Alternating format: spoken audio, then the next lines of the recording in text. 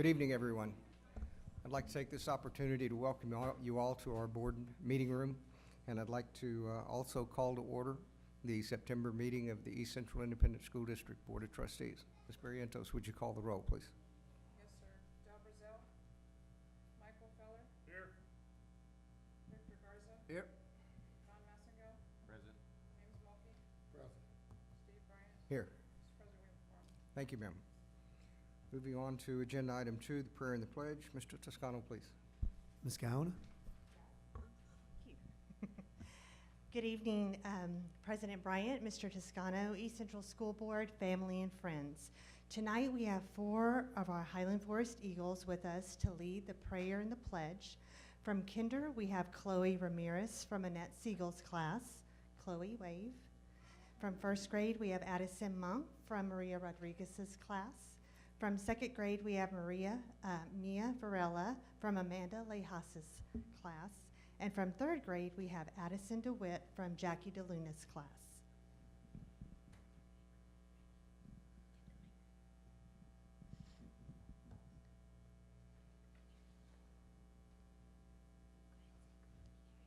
Good evening, everyone. Good evening. Buenas noches a todos. Buenas noches. Please stand for the pledges.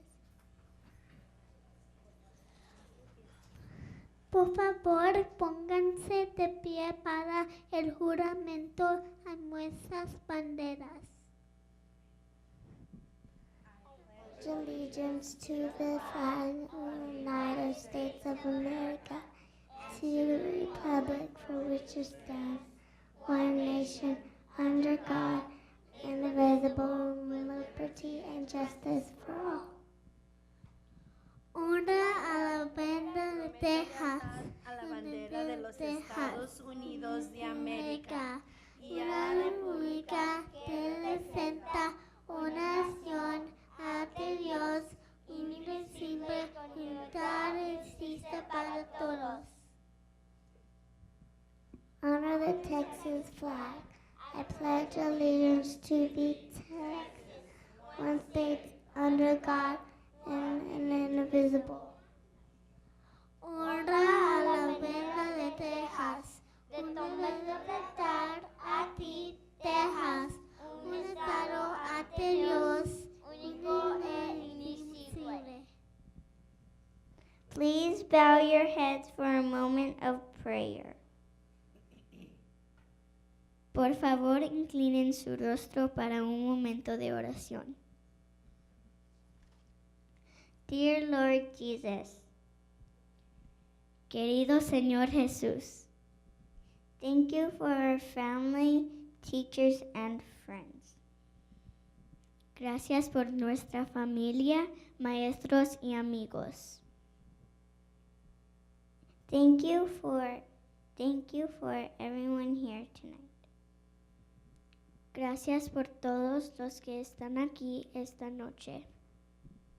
We thank you that in the midst of chaos, tragedies, and day-to-day challenges in our world, country, and community, you remain in control and faithful to your promise to never leave us nor forsake us.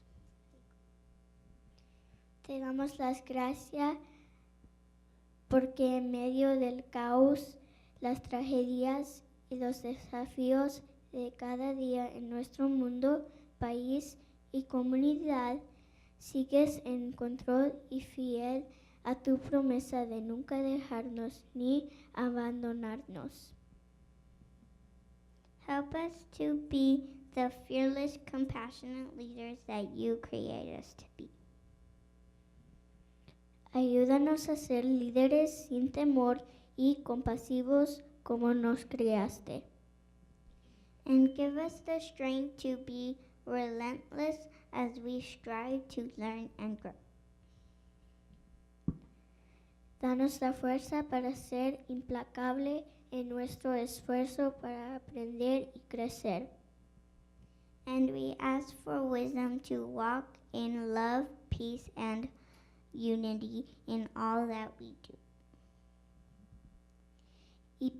y pedimos sabiduría para caminar en amor, paz y unidad en todo lo que hacemos. Please keep us all healthy and safe. Por favor, manténnos en buena salud y a salvo. Give us the strength and grace to continue to have a great school year. Danos la fuerza y la gracia para continuar a tener un maravilloso año escolar. In Jesus' name. En el nombre de Jesús. Amen. Thank you. You may be seated. Thank you, girls. Thank you. This year, our mission at Highland Forest is building compassionate, fearless leaders, obviously. We aren't just talking about students. This semester, we have the privilege of having two aspiring future East Central administrators, Eddie Martinez and Samantha White. And I'd like to turn the program over to them right now. Thank you.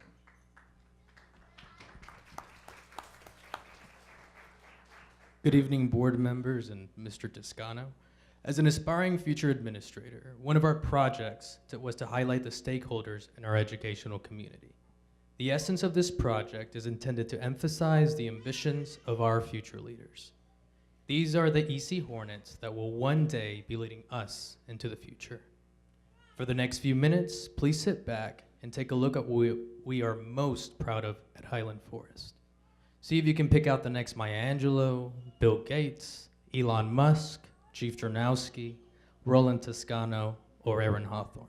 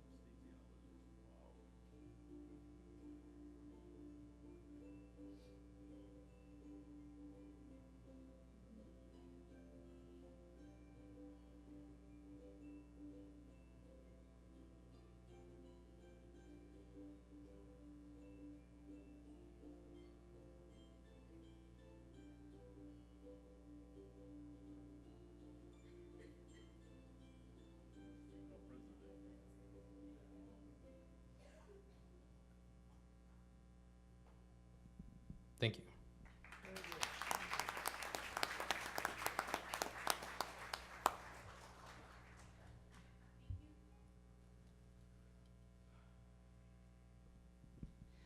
Thank you to the East Central School Board for your continued support.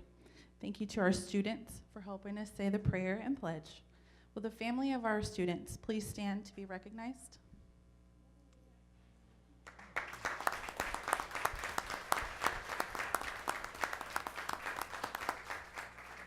And we would also like to thank our Highland Forest staff for joining us this evening.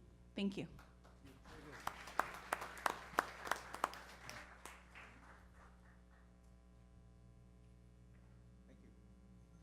Thank you very much. And I want to tell you, it doesn't get any better than those 4 young ladies right there. What a group. We really appreciate you young ladies being here this evening to open our meeting and bringing your moms and dads and brothers and sisters with you so that they could watch you start us off this evening. So thank you very much, and we appreciate everybody being here. If you give us a couple of more minutes, we'll get a couple of agenda items out of the way, and then we'll let everybody go home to do homework or prepare lesson plans or whatever you have planned for the meeting before we get on with the rest of our business. Item number 3 is awards and recognitions. Ms. Colas.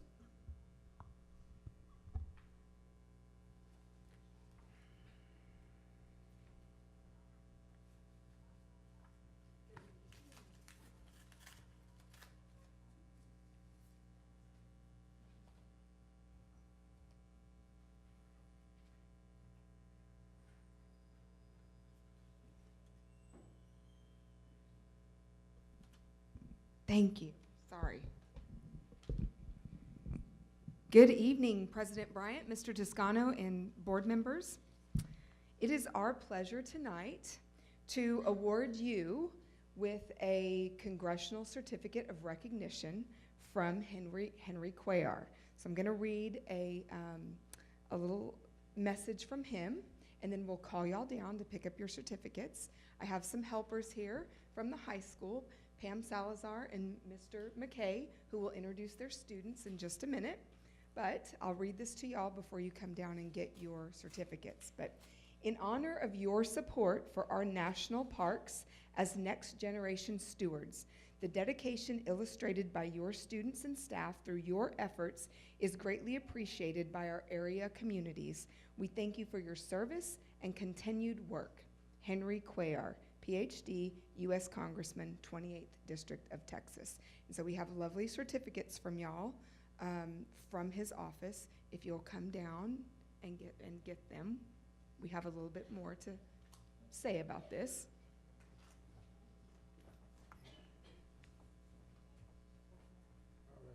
We'll just come on down. Yeah, okay. Everybody. Oh.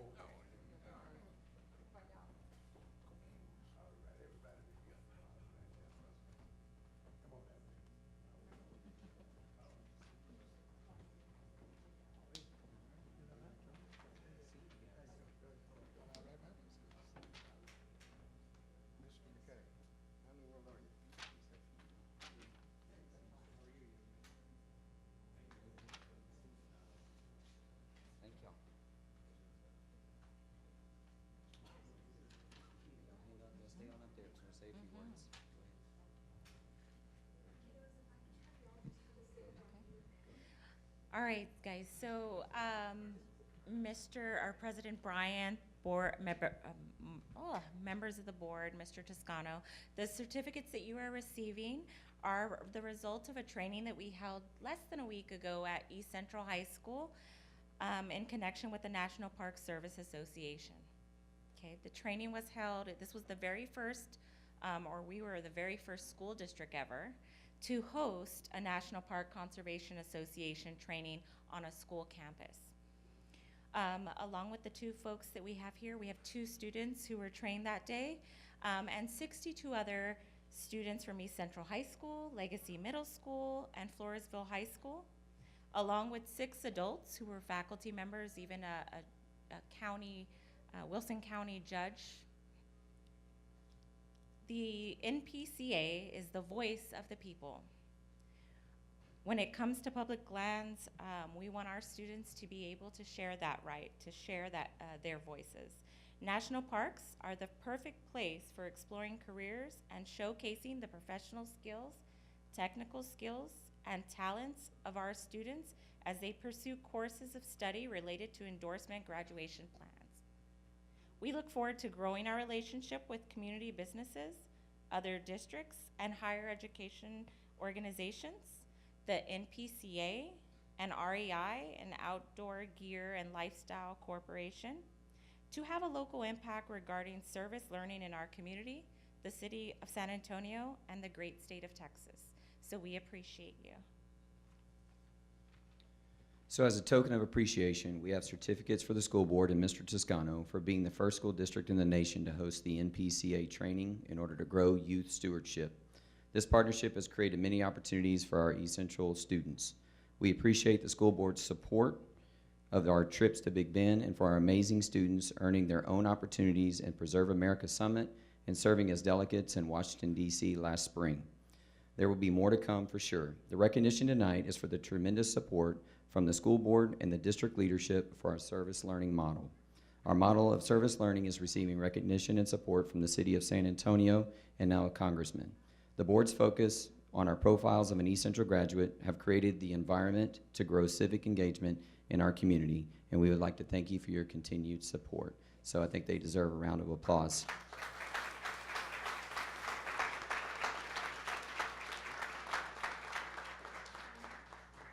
Thank you. If y'all will stay right there for a picture, you'll all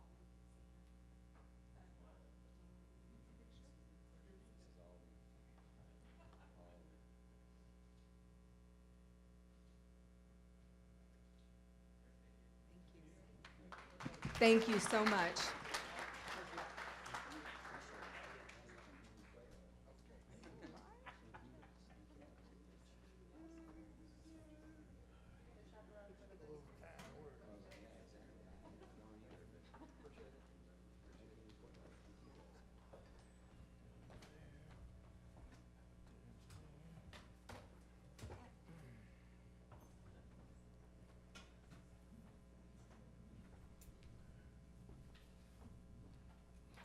Thank you very much. We appreciate the students out at the high school participating in that event, and I'm sure that it's going to enhance their resumes as well. Our next agenda item is a public hearing for Harmony Elementary, Pecan Valley Elementary. Thank you. Do we have anybody signed up for public comments?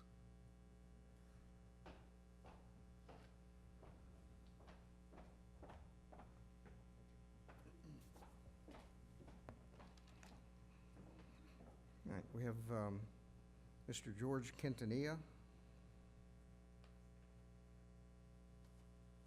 Is Mr. Quintanilla here? Before you start, Mr. Quintanilla, I'd like to remind everybody this evening who's signed up to speak for the board that none of your topics are on our agenda. We will not be responding to you other than to make a statement of fact. There will be no dialogue between the board and you. Thank you, sir. You have 5 minutes. Please continue. Yeah, would you pass it? Sure. I have recently opened up a business here in the East Central District. I sell asphalt sealer, which is used for all your parking lots and all your driveways. I am the only distributor for asphalt sealer in the East Central District. There are only 2 other distributors in San Antonio. And what I am proposing, that if you will use my sealer at the same price of what the other people sell theirs, I will give back to the district. And as I will give probably 5 cents a gallon for every gallon used, and you use thousands of gallons, so that this money would be given as a scholarship for an East Central seniors, for a scholarship fund. And there's also a card there from my son. My son can apply the sealer and do asphalt work, and I'll get him to match whatever I give for the scholarship fund. The sealer is sealer. They're all the same. They're all the same price, basically speaking. And but I'm the only one in this district, and I am an East Central graduate, and I'd like you to support me. In turn, I will support back. Thank you, sir. That's all. And you all have a brochure about the sealer and what to do with it. We appreciate it. Thank you very much.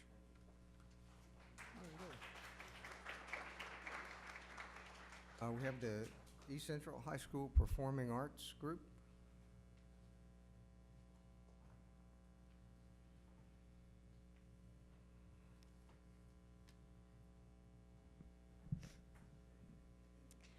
Hello, my name is Lexi, and I'm here with representatives from the East Central High School's Performing Arts Department, and we would like to thank you for all of your support and formally invite you to our upcoming shows. The first of these upcoming shows is called All My Sons, and All My Sons is a piece of American realism written by Arthur Miller, and the show follows a family during the aftermath of losing a son during the Second World War. It deals with themes of patriotism and blame and guilt. And with all of the turmoil going on overseas, it asks its audience to carefully consider the weight of sacrifice that we make for our country. The second of these shows is Shrek the Musical. And Shrek the Musical is a very unique musical that combines childhood fairy tales and larger-than-life characters and fun-filled music for a very unique and quirky little show that tells a story of people who don't really fit in, embracing who they are and becoming a family. There's also some very exciting things for the band department and the choir department coming up this fall. So again, we'd like to thank you for all of your support for the department at East Central High School and let you know that we would be delighted to have you at any of our shows. Very good. Thank you.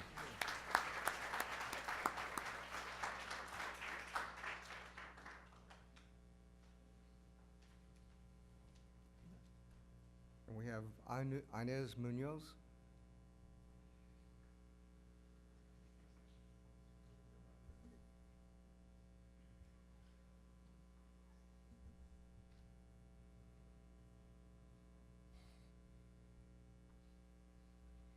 Hello, how are you? Thank you for letting me come. I am here just on behalf of St. Clair Elementary School to give some support, not only for our school, but for our staff as well. And that's all I'm here for. Thank you very much. Thank you, ma'am.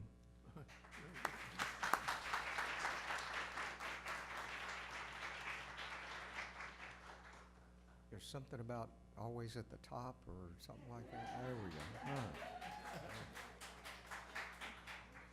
Thank you very much. We appreciate those comments. Now we'll move on to agenda item 5, which is public hearing for Harmony Elementary, Pecan Valley Elementary, Salado Intermediate, and Legacy Middle School Improvement Plan reports. This is just a public hearing to give the community an opportunity to speak on behalf of those different reports.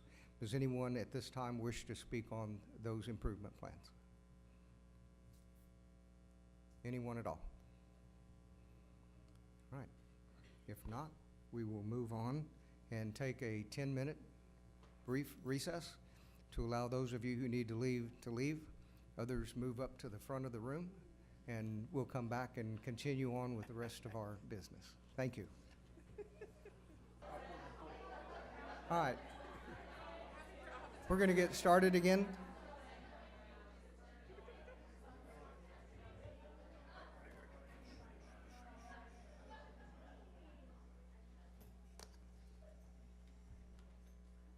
All right, we're going to reconvene from our recess and move into agenda item 6, superintendent's reports.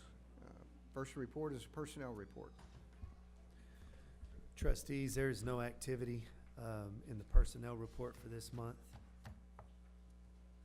All right, upcoming events. If you'd take a look with me at your calendars for September and October and your miscellaneous packet, a couple of things I'd like to point out. Saturday, just a reminder that the 210 required area code when you dial phone numbers will begin. No phone numbers will work in the local area unless you dial in 210, and apparently all new numbers in the San Antonio area will have a 726 area code. Just a reminder there. In October, our Tasbeeh convention in Dallas begins on Wednesday the 4th and runs through Sunday the 8th. There is a Columbus Day holiday on the 9th. The district will be closed. On the 11th is the annual homecoming pep rally and parade of floats at Hornet Stadium at 7 o'clock. Our next regularly scheduled board meeting is on October 19th at 6:30. We will, as we typically do, host early voting here in the boardroom beginning on the 23rd and running through Halloween, the 31st. We also have another holiday in October on the 23rd for students, although staff will be in training on the 23rd.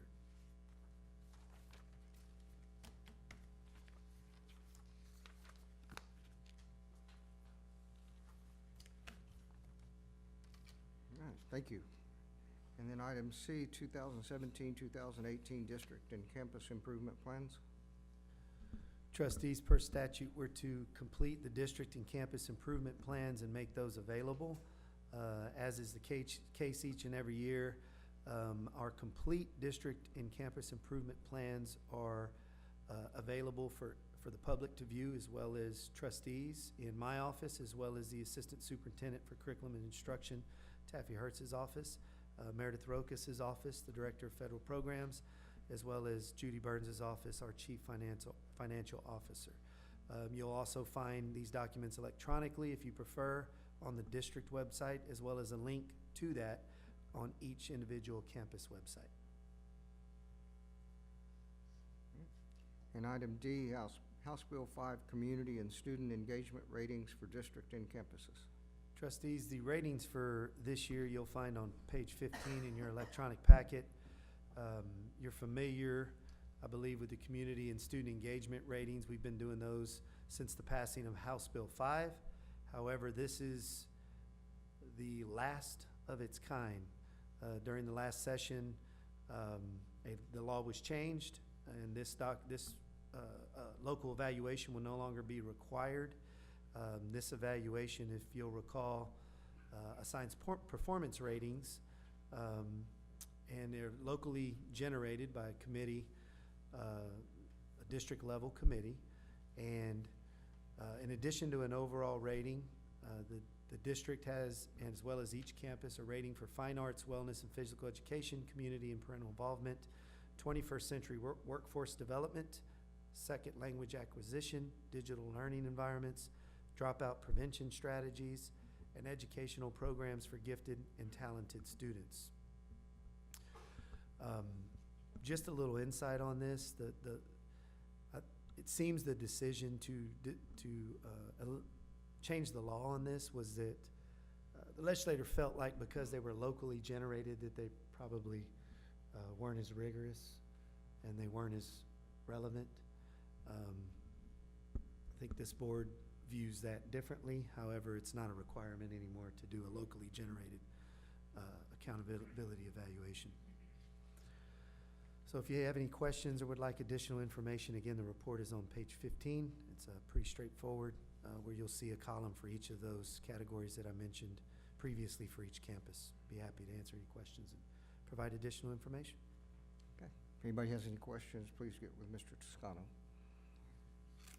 Moving on to our action agenda, item 7, have item A, approval of Pecan Valley Elementary Targeted Improvement Plan.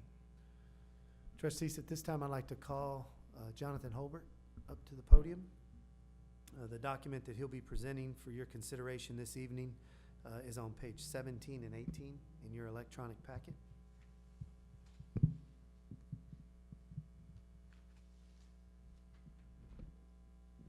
It's never quite tall enough, the microphone.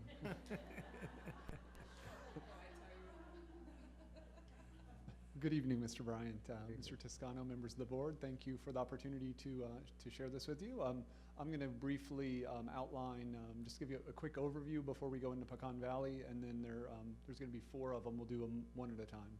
So late last month, TEA advised some new rules for the process, and so you remember last year we were approving plans for Pecan Valley and Highland Forest a couple months later in the year, and so they revised their timeline and they generously gave us a month to get school board approval for the plans, and so we're blessed with these wonderful principals in East Central that are very flexible and hardworking, and I'm very grateful for working with them because they don't complain, they just make it happen. And so we're gonna share some highlights of what they did for us. So now last year, if you were with the board, you may recall, we have our own process in East Central called the Ccg process. That's continuous campus growth. And so in that process, we have a team mostly made up of teachers, and campus administrators join that team, and they go through and they look at their data and they get really clear and say, what do we think is going on the campus? And they try to isolate some things to work on, and we call those a growth opportunity. And so we look at that growth opportunity, and it's a factual statement. It's just, this is the current status, and then they look and say, what do we think caused this? And they spend some time digging into their data, and they say, using more facts, more data to guide their decision, they say, these are the contributing factors, and this is really what we think is at the root of it, and then they try to get one overarching strategy to address it, and then they set a goal for the year. And so you're gonna see that through each of these 4 parts. Let's see, and then they're gonna have quarterly goals also to help kind of chunk that yearly goal. And so where will they be at the first quarter? And what I want you to think of when you look at the first quarter is setting the conditions. They're more process-oriented goals. It's learning, it's creating the conditions so they're ready to do the plan. And then you'll see the plan start to transition more into adult behavior. What are we gonna see in the classroom? And then finally you'll see how does that look in the classroom at the end of the year. That way it's a more realistic plan to kind of chunk it. And so we're not setting student goals right away for achievement, but we're trying to change adult decision-making, things that we're doing in the classroom in order to get those outcomes. And so I'm gonna, if there are no questions about that overall process, I'm gonna jump into Pecan Valley's plan briefly. So Pecan Valley, as you look at it, they are setting their growth opportunity was that they were at 59% passing on STAR, and part of the TEA process is you have to make this about STAR, and so they're really kind of complying with what the state mandate is here. And so they were, I believe, is it 2 tests shy, I think, last year and so they were very close to meeting state accountability, but so they said, look, we're gonna continue our work in that area, and they've isolated the root cause. It's very similar to last year's plan. If you were on the board last year, they talked about quality instructional practices was what they thought led to that. And think about how brave it is for teachers to say that. Look, we really want to up our quality instructional practices. And they thought that working on that effective instruction would be the answer. And in the end, their goal is to get 7% higher. And so now there's some jargon we use here, and so it's probably been almost a year since we've said it. So can I hit a couple highlights? We talk about the PLC process, and that's a fancy way of saying, for this purpose, I want you to think about getting really clear in planning and just saying, what do we want kids to learn? And then how do we know when they've learned it? And then what are we doing if they didn't learn it? And what are they doing when they did learn it? And so you're gonna see that kind of in each of the 4 plans, because that was core things that each of these campuses picked over the last 2 years to work on. And it's also been our district work that we've been working on. And so you'll see in quarter 1 that Pecan Valley is gonna have 100% of their teachers participating in this. And at Pecan Valley, they every week spend 45 minutes just on their planning for the week together. Teachers talking, saying, what do we want kids to know? And how are we gonna know when they get there? And then they come back for another 45 minutes together, and they talk about, wow, like, how do we know that they really learned this? And so they have to measure that in some way and talk about where the kids are. And then you're gonna see they're talking about learning walks, where they're going into classrooms and they're measuring what's going on. And so they think that if 30% of the time when they're in a classroom that they see small group instruction, then that's gonna allow the flexibility to really customize and meet those students' needs. And then it's gonna come over here where you're gonna see 100% of PV students are going to have what they call a grow meeting, where they talk about every single individual student on the campus, one at a time. Are they making the amount of progress that we expected according to the data, and what adjustments do we want to make? And so that's a big investment to get really personal for every single student, the highest student, the lowest student, everyone in between. And then finally at the end, you're going to see that each grade's going to reach a 60% proficiency on our local tests that we do. And so we believe if we hit these marks, that'll help us get to the overall state mark. What questions can I answer about those? Anyone have any questions? No? Sounds good. I think we're good.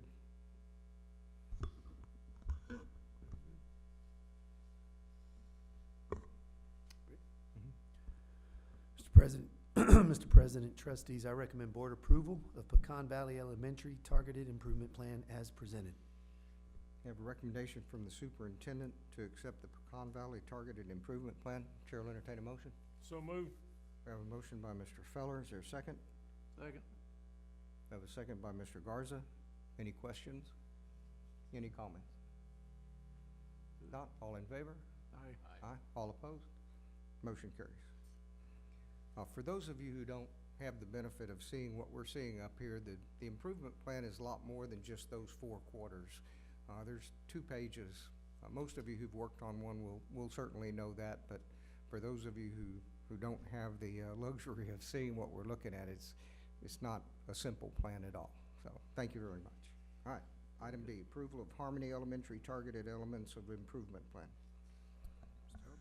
So on the Harmony Plan, which you'll notice, this is a new requirement. So last year, Pecan Valley had to do that plan that you just talked about a couple months down the road, and the next 3 campuses will have to flesh out the whole plan down the road.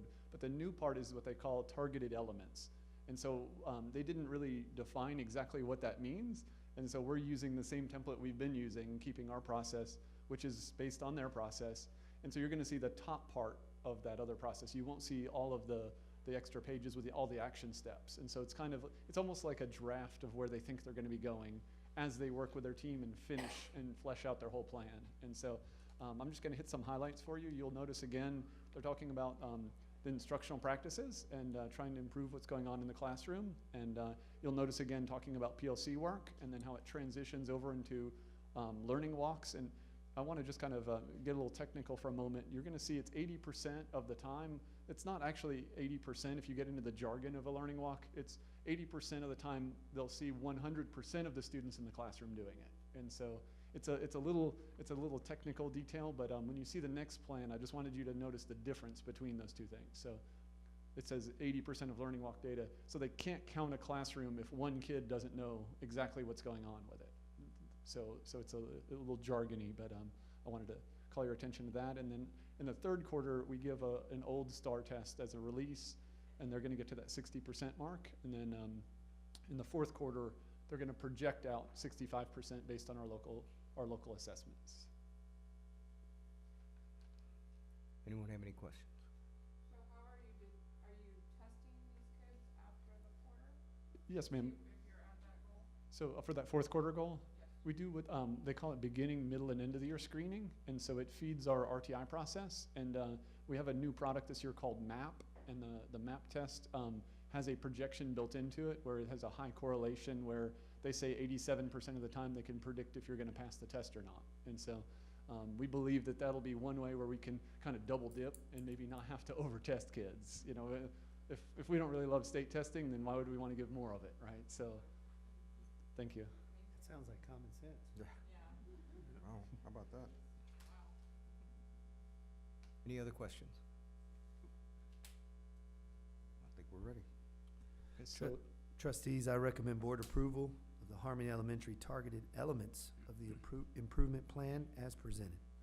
Have a recommendation from the superintendent to accept the Harmony Elementary Targeted Elements of Improvement Plan. Chair will entertain a motion. So moved. Second. We have a motion by Mr. Mulkey, Mr. Garza. Have a motion by Mr. Garza. I We get have a paid by second that. by, I get paid by the number I do. You're only allowed 3 motions, Mr. Hey, Fowler, per meeting. how am I gonna make any money if I, I'm playing. how am I gonna get paid if I don't do that? all right. Our agenda item is the approval of Harmony Elementary Targeted Elements of Improvement Plan. We have a recommendation by the superintendent. We have a motion by Mr. Garza and a second by Mr. Feller. Are there any questions?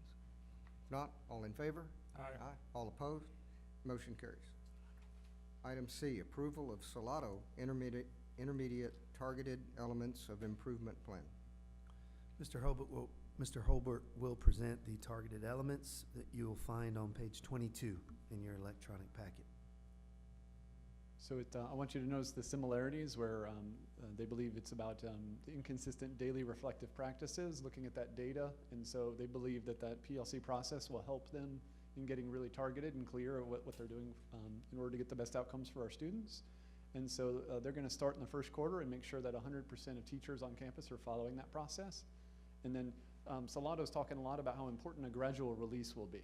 And so they think that it's important to kind of model that with the teachers and then gradually change ownership where it's much more of a shared thing, where it's not administration doing this thing to teachers, but it's something that teachers own as much as administrators, so that we're kind of shoulder to shoulder working every day trying to do the best for our kids. And so that's their focus in the second quarter. And then you'll notice here in the third quarter where it's talking about learning walks, they're saying 90% of the time they're going to see this with students. So that's a little different than the last plan where they said 80% of the time, 100% of the students.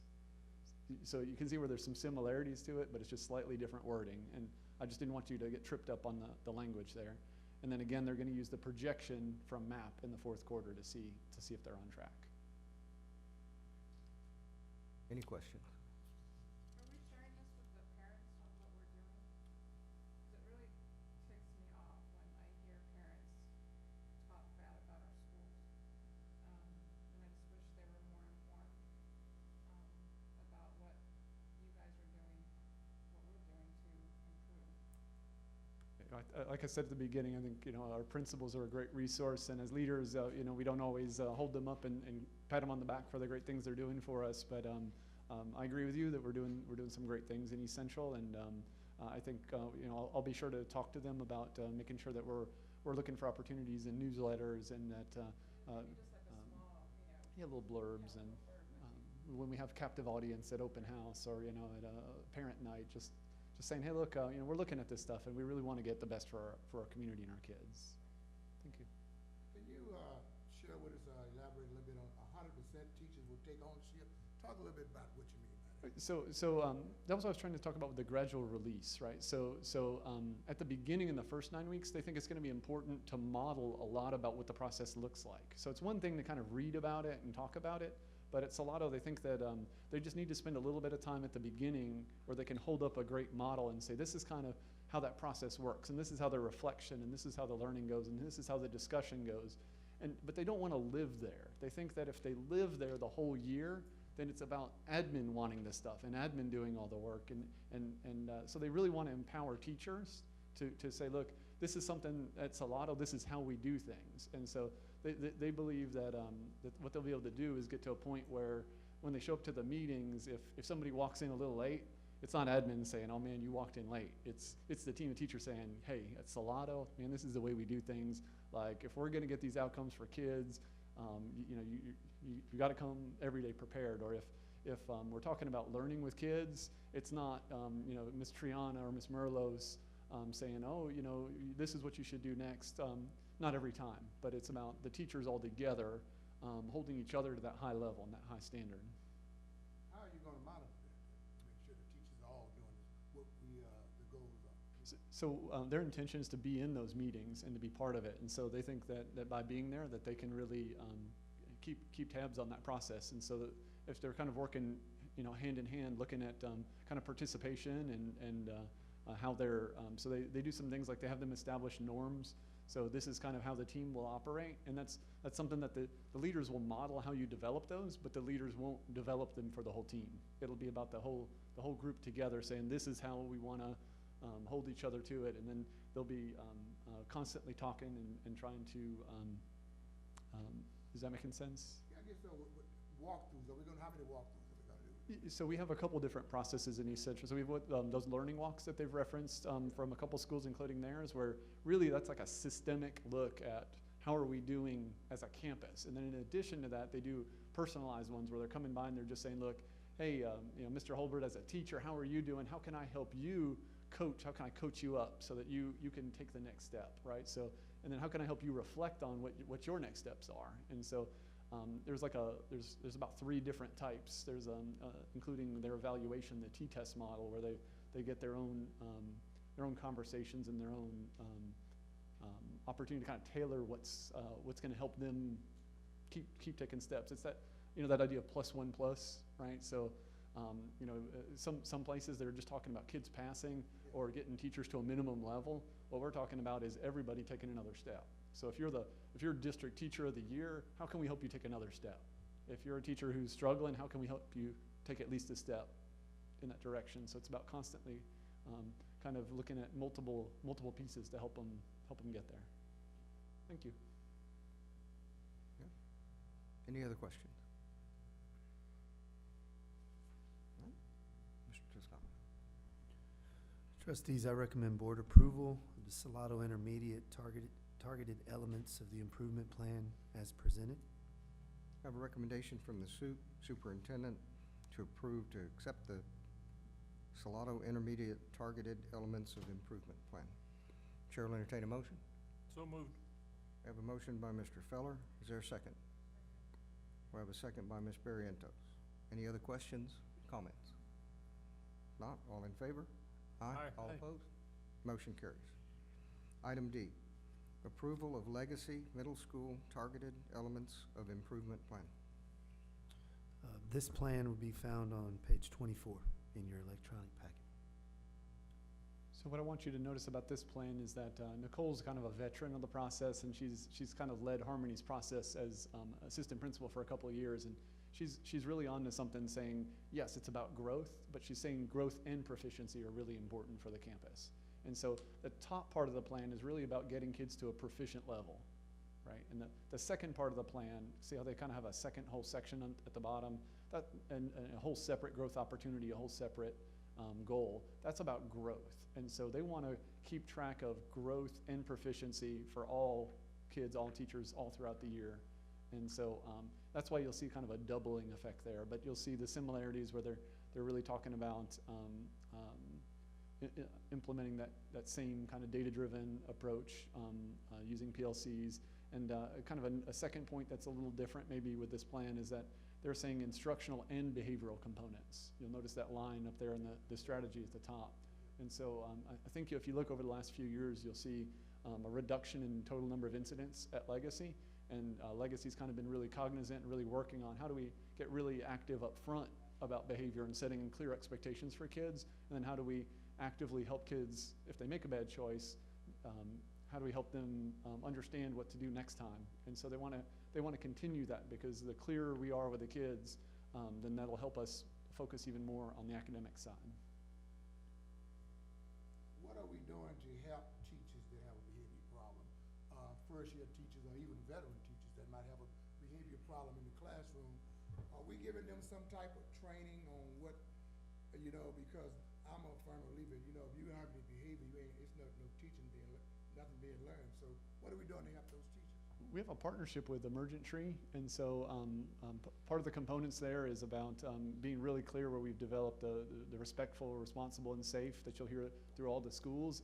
And so there's this common elements through all of East Central, and then each campus has like a little bit of autonomy within that to define that a little bit more. So it's about kind of the first step is setting really clear expectations and helping so kids know, when you're at Legacy, this is what good choices look like, and this is what you do. And then we want to give them positive feedback, and we want to make sure every teacher at every campus has a plan specifically that enhances that campus plan. I think maybe a couple months back we looked at some of the implementation plans with Emergent Tree, and it has a real nice audit where part of the data we look through is where are you strong in your plan, and where maybe do you have an opportunity to improve your plan and to kind of take those next steps. And so I know Legacy's been real active in saying, hey, here's some areas that we haven't quite done it yet.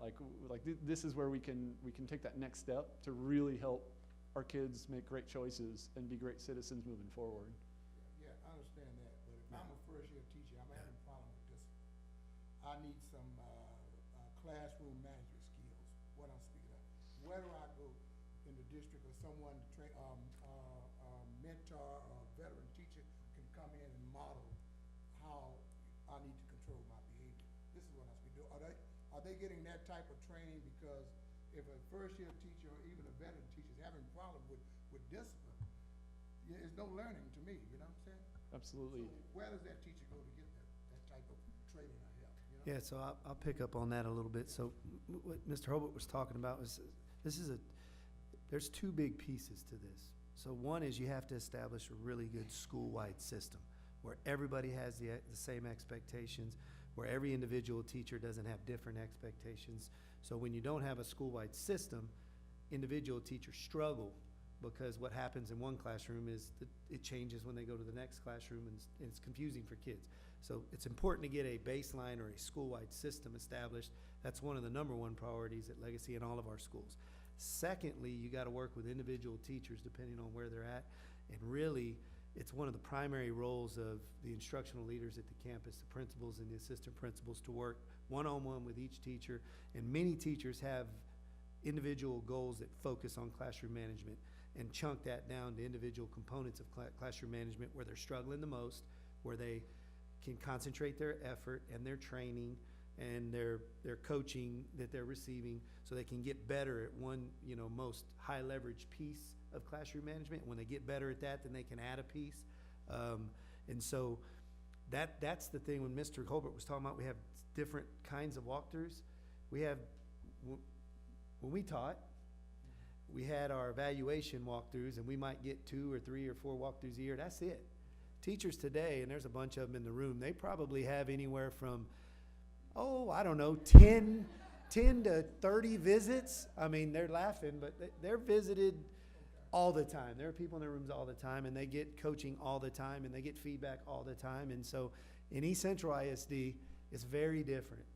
And it's also very different than it once was. And it's a very supportive, nurturing environment where they're able to continuously grow and improve in all areas of teaching and learning. And classroom management, you're right. Without that, nothing else matters. Your curriculum don't matter. Your content knowledge doesn't matter. Your years of experience doesn't matter. How smart you are as a teacher and your content doesn't matter. And so we're very cognizant of that, and that's why we're very, very much invested in school-wide behavior and understanding the science of behavior, but also implementing it as a system, and then drilling down and building the capacity of each individual teacher. So, really good question, and from a former retired educator, that's why you're asking that. How many chances are these kids given though? 'Cause, like, I know obviously there's more than, there's a verbal warning and written. Because my concern is, seeing all this stuff on the news and online, it's just gotten really bad for teachers because of these kids, disrespect. They have no respect for anybody. And I don't want our teachers and students to feel unsafe. They should never, Absolutely. ever feel unsafe in school. Absolutely. So I'm sure we're following through and ensuring that we're. Absolutely, Ms. Barrientos. So, I can safely say, as a 20-year veteran, the kids are no worse today than they were 20 years ago than when we were in school. It seems like it. It's just more visible. But I will say this we do know. Punishment alone does not change behavior. No, and you're absolutely right. So there is appropriate consequences, but before we disseminate consequences, when we were growing up, we went straight to the consequences. You break this rule, this is what happens. It's 1 finger, 2 fingers. Well, it may still be 1 finger, 2 fingers you lose, but the most important part is the investment in the teaching about what other choices you could have made, what other choices were available to you, why this is not appropriate behavior in school and in society. And so it takes a lot more time and effort. My inbox is an administrator. There's a bunch of them out there. It'd be really nice to batch process and suspend them all and send them all to in-school suspension, but that's not going to change the behavior. So that's also a big part of the science of behavior and the systems that we're putting in place. And it's different, than it once was. And it's just what we have to do in order to make sure that when kids graduate from our system, they do exhibit the characteristics of the profile of a graduate, that high character and, that high degree of civic behavior and, appropriate behavior in a society that we all want to live in as we age. Thank you. Any other questions? Trustees, I recommend board approval of the Legacy Middle School targeted elements of the improvement plan as presented.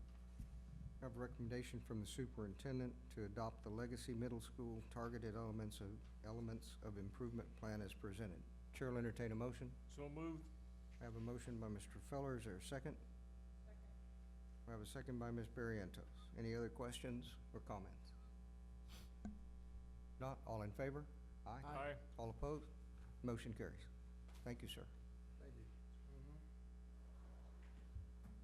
And by the way, some of us are already at that age where we're aged into wanting to see. I I said some thought of I was us. careful in my Said choice so, of he words. said I so. really was. I said some of us. All right. We're going to move on to agenda item E. Consider and take possible action to adopt a resolution authorizing the purchase of 15.01 acres of land located at East IH-10, Converse, Texas.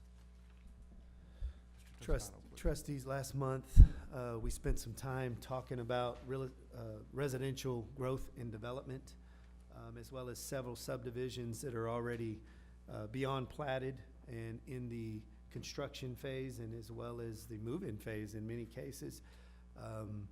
We presented a piece of land that was on the market that you guys authorized me to begin negotiating.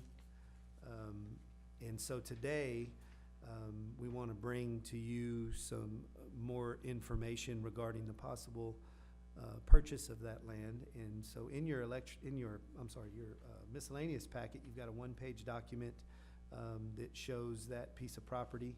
And Mr. Morgan at this time will give the board a few more details about where we are in the negotiation. Mr. Bryant, Mr. Toscano, members of the board.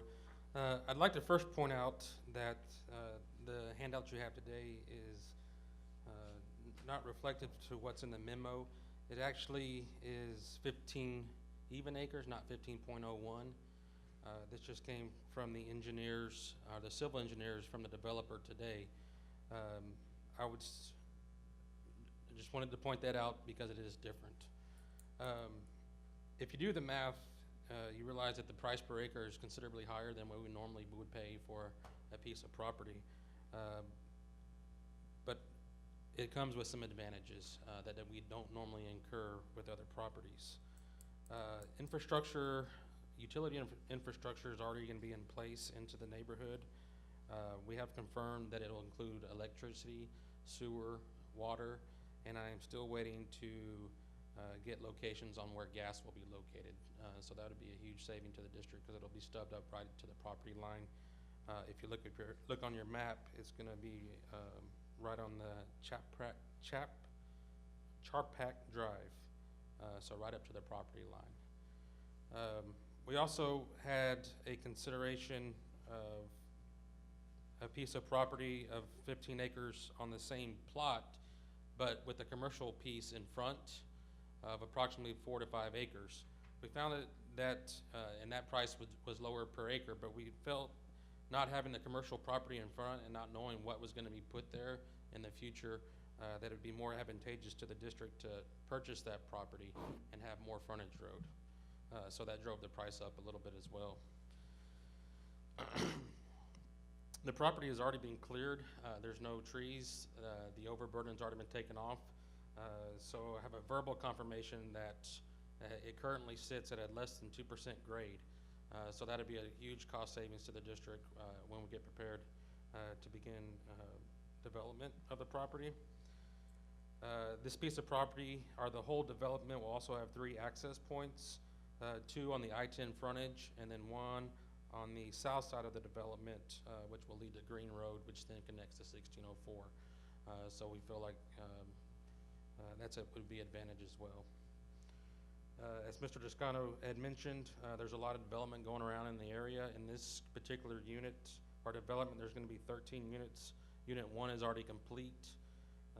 They have 2 units under construction right now and 2 more units set to begin construction by the end of the year. They're expecting a 4 to 5 year build out, which would give this development alone about 1,200 home sites. There's also development across I-10 behind the Whispering, or the Quiet Creek subdivision called Summer Hill. We split a little bit of that subdivision with Judson ISD, but the majority of that will be ours. And then the park at Escondido has also started a new phase. They're cutting roads closer to 1346. There's other developments planned just directly east of this property. There's another 100 acres. The developer's already approached us to obtain access to our school site.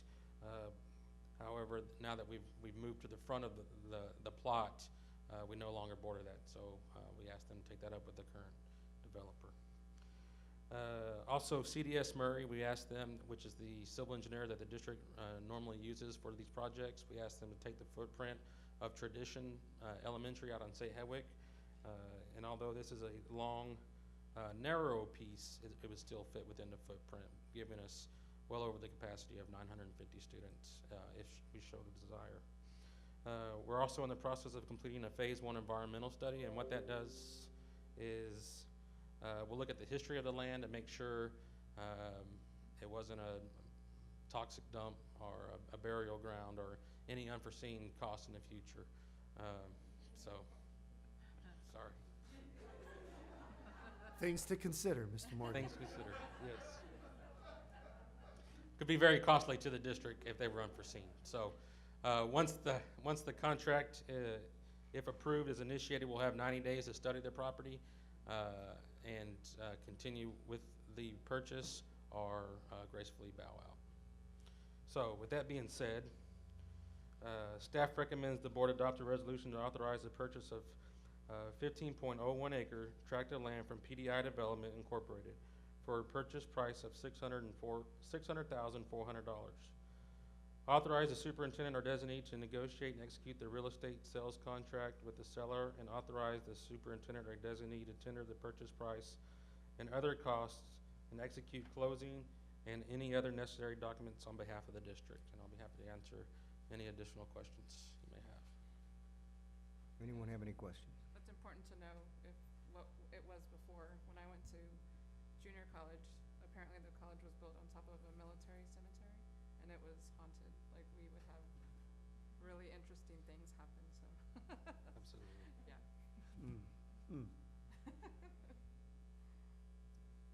Might be an incentive for the children to behave in class. Yeah. Hard to say. Yes, sir. If we could only package that. I learned There the you go. rosary real quick. Any other questions, comments? All right, Mr. Toscano, Mr. please. President, trustees, as previously mentioned, I recommend that the board adopt a resolution to authorize the purchase of 15 acres from PDI Development Incorporated for a purchase price of $600,400, and to authorize the superintendent or designee to negotiate and execute the real estate sales contract with the seller, and authorize the superintendent or designee to tender the purchase price and other costs and execute closing and any other necessary documents on behalf of the district. Thank you, sir. We have a recommendation from the superintendent to adopt a resolution authorizing the superintendent or designee to negotiate purchase of this property. Chair will entertain a motion. So moved. Have a motion by Mr. Feller. Is there a second? Second. We have a second by Ms. Barrientos. Any other questions? Any other comments? Not, all in favor? Aye. All opposed? Motion carries. Item F, adoption of board operating procedures. Trustees, in your packet, you have a copy of our standard operating procedures, board operating procedures that tell the world how we're gonna do our business and each other. With the addition of Mr. Feller on the board, it's a perfect opportunity for us to reaffirm that these are the operating procedures that we're gonna follow. And if we do adopt these procedures, we'll get everybody to sign a new copy of the process. Are there any questions about this particular agenda item? Any items within this operating procedure that a board member would like to address or change? If not, the chair will entertain a motion to accept the operating procedures as presented. So moved. We have a motion by Mr. Feller to adopt the board operating procedures as presented. Is there a second? Second. We have a second by Mr. Garza. Any questions, comments? All in favor? Aye. Aye. All opposed? Motion carries. Item G, resolution regarding extracurricular status of 4-H organization. Mr. Toscano, please. Sir, Mr. President, trustees, we bring this to you every year, and basically there's two things involved in considering the resolution regarding the extracurricular status of 4-H. Number one, the board has the authority to recognize the Bexar County 4-H as an extracurricular activity. Their language, our language would be co-curricular activity. But the board, number one, has to consider recognizing the Bexar County 4-H, essentially making it part of our co-curricular programming in East Central. The second thing is we would recognize the Bexar County Extension Director as well as any other affiliated personnel that are listed in the document, I believe on page 31 in your electronic packet, as adjunct staff members. By doing this, the board then is authorizing students to be counted in attendance when they're participating in 4-H activities, just as if they were participating in FFA activities. So again, those that meet the criteria to be approved as adjunct staff members are listed on page 31. And then on page 32, you'll find a list of the events and activities that the 4-H is going to be putting on this year that our kids could conceivably participate in. So you could see the events for which their attendance could be counted if they were participating in a Bexar County 4-H program or project. And then lastly, on page 33, you'll see the actual resolution and its associated language that you'd be approving tonight. I'd be happy to answer any other questions the board may have. Anyone have any questions for the superintendent? You probably told me before, but how many days do they get? 10? I believe it's 10. This is 10 days. Is that correct? They pick whichever one they want to go Yes, to sir. in 10 days, and after 10 days, you can't go over them, right? I know. Well, there's 10 days that they can be counted, and there's an approval process. So first of all, the director has to authorize that this is a sanctioned event that the board has acknowledged. And then we track the number of days that they've been out, and so they generally stay within that time frame. Yes, sir. Anything to add to that, Mr. McKay? Is that accurate? Okay. Any other questions? Thank you. All right. All right, trustees, I recommend board approval that Bexar County 4-H be considered an extracurricular activity for the purposes of youth participation in projects, events, and activities. And also that the Bexar County Extension Director or his or her designee who meet all necessary criteria be recognized as an adjunct staff member, and that students participating in 4-H extension educational activities be counted in attendance for the foundational school program purposes. Thank you. We have a resolution, we have a recommendation from the superintendent to adopt the resolution regarding extracurricular status of 4-H organization. Chair will entertain a motion. I have a motion by Ms. Barrientos. Is there a second? Second. We have a second by Mr. Garza. Any questions, comments? If not, all in favor? Aye. All opposed? Motion carries. Item H, pay during emergency closing per board policy DEA local. Trustees, if you'll recall, on August 25th, we had impending weather conditions due to Hurricane Harvey. We monitored the weather closely and in hindsight ended up choosing a little bit of a conservative approach, but in the interest of safety of our staff and their families, we felt it was important to go ahead and cut off the business day at 5 o'clock. The only employees remaining at that time were custodial staff. But rather than them work their complete shift, we felt like we needed to send them home so that they got home safe. Per board policy DEA local, under these conditions, the board has the authority to authorize payment of the number of hours that they would have worked so that it doesn't cost those employees salary that they would be losing because we sent them home early under these conditions. The custodial staff who were impacted across the district, the total cumulative hours that they did not work was 93 as an entire group. So it wasn't a significant number of hours, but in order for them to be compensated, the board does have to approve the district to do that. And so that's what we're bringing to you for your consideration this evening. Anyone have any questions? No? All right. So, Mr. President, trustees, I recommend that the board approve the authorization to pay district staff for the hours lost due to the emergency closing on the 25th. I have a recommendation from the superintendent pay our employees during emergency closing. So moved. Have a Second. motion? Have a motion by Mr. Mulkey. We have a second by Mr. Feller. Are any questions or comments? Not, all in favor? Aye. All opposed? Motion carries. Item I, approval of delegates to the Tasbeeh Convention 2017. Would like to ask if anyone would volunteer to be a Tasbeeh delegate. I do. And Mr. Garza raises his hand. Vic, Would anyone like to be a alternate? you volunteered already. Yeah, He's but volunteered to be the delegate. Oh, We normally In case you shoot designate me. an alternate. In case I get shot, you gotta take my place. Would anyone like to volunteer? Ms. Barrientos. We have, Chair will entertain a motion to nominate Victor Garza to be our delegate to the 2017 Tasbeeh Convention and Ms. Barrientos to be our alternate. So moved. We have a motion by Mr. Feller. Is there a second? Second. We have a second by Ms. Barrientos. All in favor? Aye. Aye. All opposed? Motion carries. Thank you very much for volunteering for those important tasks. Don't get shot, Mr. Garza. So you're gonna follow Mr. Garza around and make sure that he gets to the convention. All right. See? Hire detail for that weekend. There you go, see? I knew what I was doing. All right. Way to go, Vic. All right, item J, reorganization of the board officers. With the departure of Ms. Presses, we need to elect new board officers, make sure that we have a complete contingent of board officers. So at this time, Chair will entertain a motion to fill the president of the board's position. I'm sorry?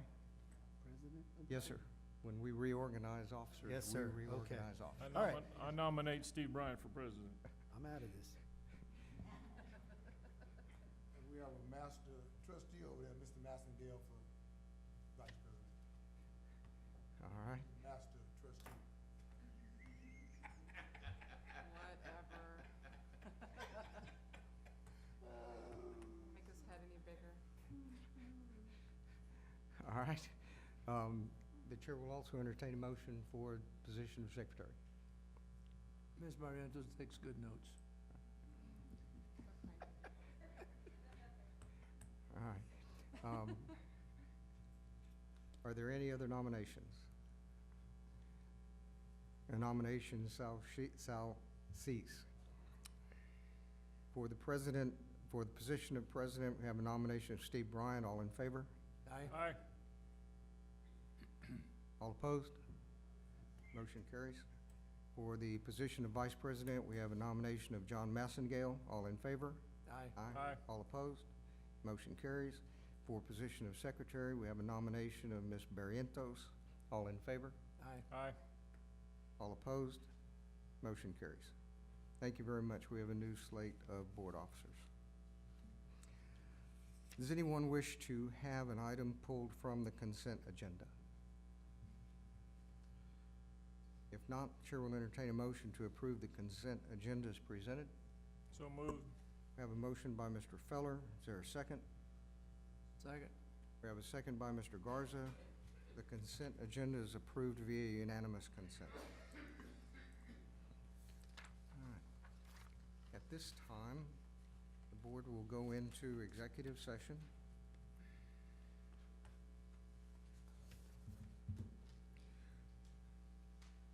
Board of Trustees on September the 21st, 2017, beginning at 8 p.m., convened in a closed session in accordance with Texas Open Meeting Act, Government Code Sections 551.071, consultation with attorney, and 551.074, personnel matters, in the case of a Level 3 complaint from Valerie Larios. Thank you. All right, thank you. The board ended its closed meeting at 8:16 p.m. On September the 21st, 2017, no action was taken in the closed meeting.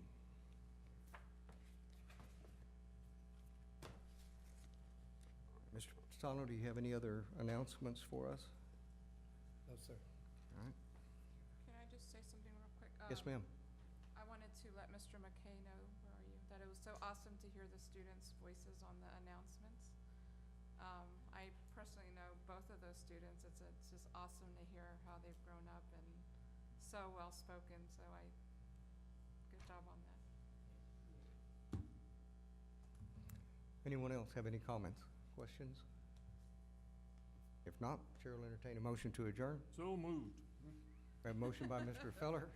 Is there a second? Second. We have a second by Mr. Garza. Did I exceed my, We are adjourned via unanimous consent. Thank you very much. exceeded my limit?